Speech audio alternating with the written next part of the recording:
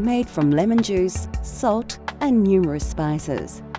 Homemade pickles became popular across Nepal in the days before refrigeration, as the fermentation process preserved food very well.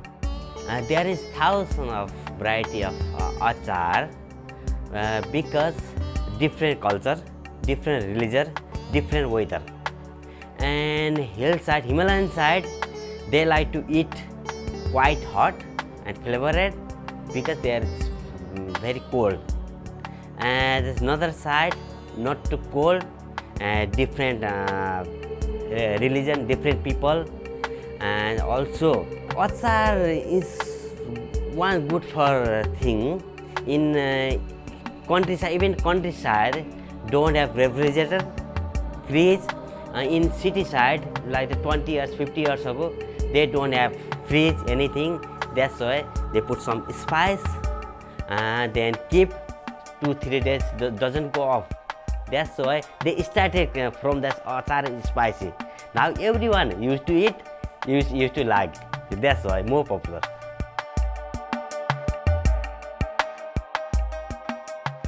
To make Golbeda Ko achar, you need some large ripe tomatoes, lots of garlic, and of course chili. You'll also need the juice of a lemon and a bunch of coriander.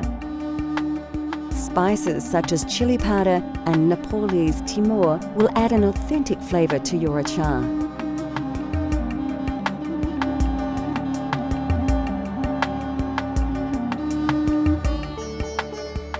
The first thing you'll need to do is slice a number of fine, ripe tomatoes in half and put them aside for later. You'll need to slice about 4 tomatoes in total. Next, take a small bunch of washed coriander and finely chop the leaves. Place the herbs into a small bowl.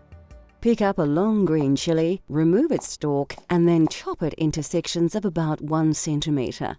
Add the chilli, including the seeds, to another bowl. Now grab about 4 or 5 peeled cloves of garlic and roughly chop them into pieces. Place to one side. Now you are ready to start the cooking process. Heat a frying pan with some oil to a moderate heat and add the tomato halves one by one.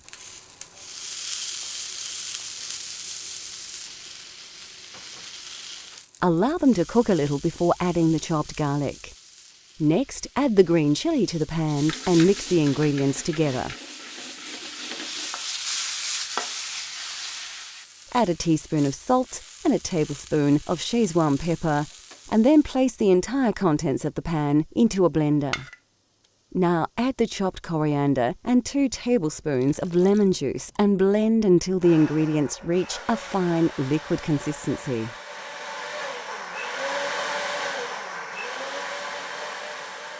And that's it, a simple but very versatile tomato relish that is the taste of Nepal. It is best stored in an airtight container and served with any number of dishes as a tasty condiment. Coming up on Cultural Flavours, we discover the dish of the Nepali nation.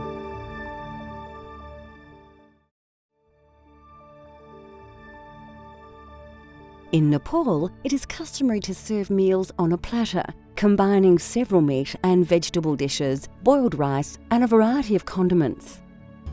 In countryside in Nepal, most people don't use spoon. They use by hand. They eat by hand. So that's why everything keep dal, bhat, tarkari, and rice in the middle. Also chutney. We call chutney, Golbeda achar. Indian in Hindi called chutney. We call Golbeda achar, and tomato pickle actually, and it's yogurt, something like that.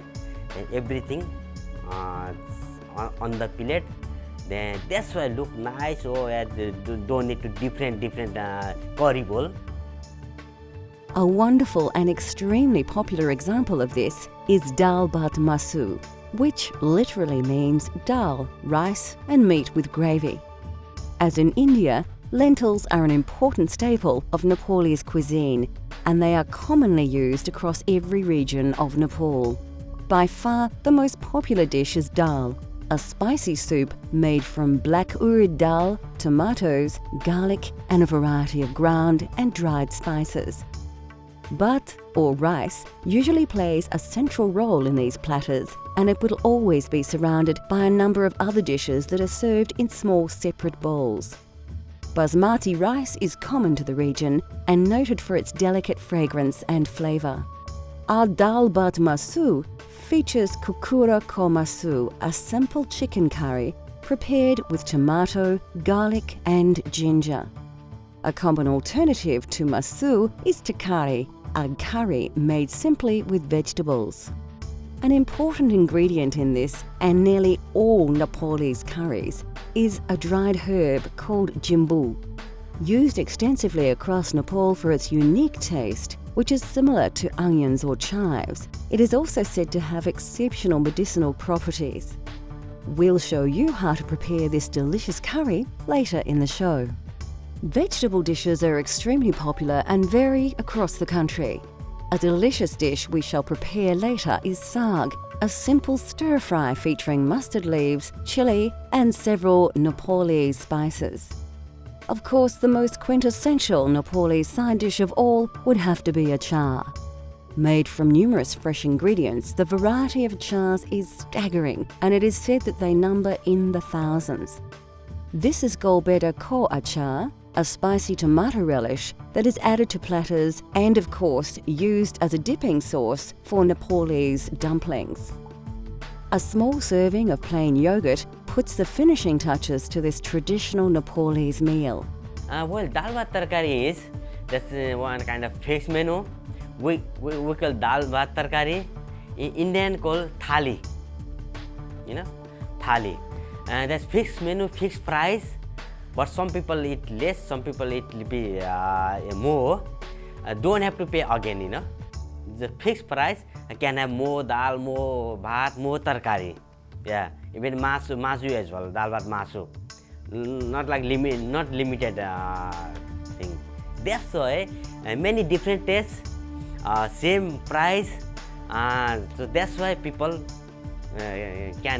like to eat that one. Many tourists also eat there. I can see there. Everyone asking, okay, I like to try dal bhat tarkari today. I like to try dal bhat tarkari tonight. Yeah, that's why I think. Yeah.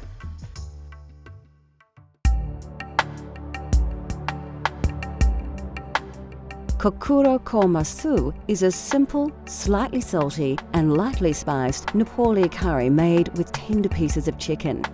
The subtle flavours of this dish are very reminiscent of the foothills of the Himalaya. Well, kukra ko masu is kukra is chicken, masu is meat. Meat is masu is everything: beef, pork, chicken, beef, everything. But most of people don't eat beef. Nepali people don't eat meat. That's why different religion, also different flavor, different spices. That's why people make and people eat different. Even in Kathmandu, Nepali people, they make meat achar, meat pickle. Nepali people, everything, even they pray or something, they must have meat item. Many things,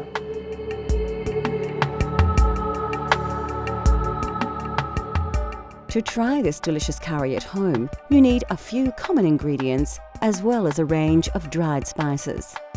We're using about 200 grams of chicken breast, which we've already diced into bite-sized pieces.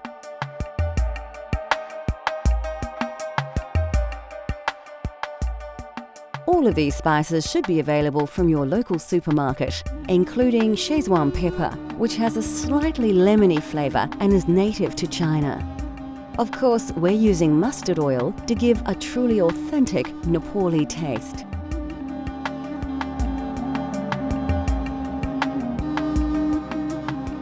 Before starting the cooking process, you need to chop a large red onion and dice a tomato. Like most curries, the secret is to start with a great paste. Pour about 4 dessert spoons of mustard oil into a large saucepan and heat to a moderate temperature. First, Put about half a teaspoon of fenugreek seeds and half a teaspoon of cumin seed into the oiled pan. Quickly scoop 1 generous tablespoon of garlic and ginger paste and then add 1 red onion which has been finely chopped. Mix the ingredients well and cook until the onions brown. Take a good pinch of jimbo and a tablespoon of turmeric powder and add to the paste. To add a little liquid, add some chopped tomato. About 1 will do. Now for a few ground spices. You need to add a teaspoon of curry and chili powders, a generous tablespoon of crushed cumin seeds, and some ground Szechuan pepper. Finally, season with a large pinch of salt and then stir the paste very well, allowing the spices to release their exotic aroma. After about 3 or 4 minutes, your paste is ready and you can cook your chicken. Pour in about 200 grams of diced chicken breast and stir really well. We want to make sure that the meat is thoroughly coated with the curry paste. Then cook for another 3 or 4 minutes. Now turn the heat down low and let the curry simmer for about 4 minutes. Give your curry a good stir and then add about 2 tablespoons of coriander. At this stage, your curry sauce will be quite dry, so it's a good idea to add about 1 cup of water. Stir until cooked through, put the lid on the pan and allow to simmer until you are ready to eat. Kokura ko masu is a tasty curry that is simple to prepare. It comes straight from the foothills of the Himalaya to your very own table for you to enjoy at home. This dish is best eaten with basmati rice or roti.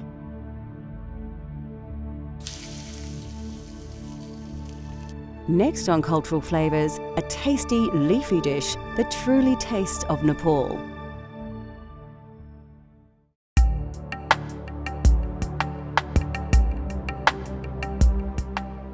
Commonly eaten across most of the Indian subcontinent, saag is a tasty curry dish made with either spinach, mustard leaves and various other greens. Mustard leaf is we call raiko saag. That is mustard spinach. Because there's mustard leaf every house on garden. People grow that one. That's why I think it's very tasty, and you don't have to buy to another spinach. So that's why people cooked it. They are very tasty, very soft, very crunchy, and flavored. They cooked quickly, and many people like it. And that's why Nepali people liked and cooked that saag.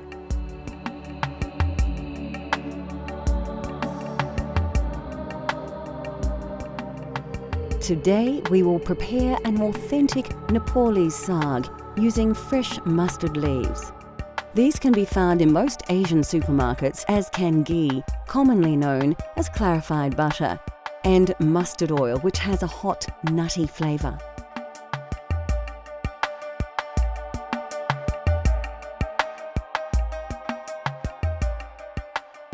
Alternatively, you could swap these ingredients for other more common ones such as spinach, butter and vegetable oil if you wish.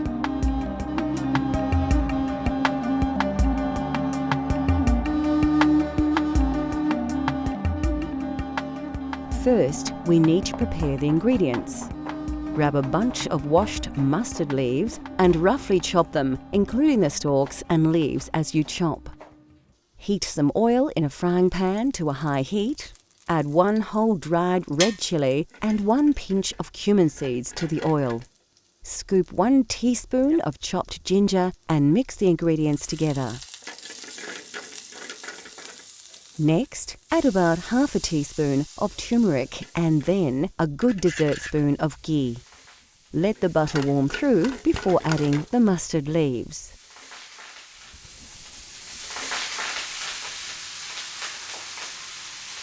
Liberally season with salt before giving all the ingredients a thorough stir through to ensure that all the greens are generously coated with flavour. So there you have it. Saag made with mustard leaves, a fresh and very tasty accompaniment to any main meal.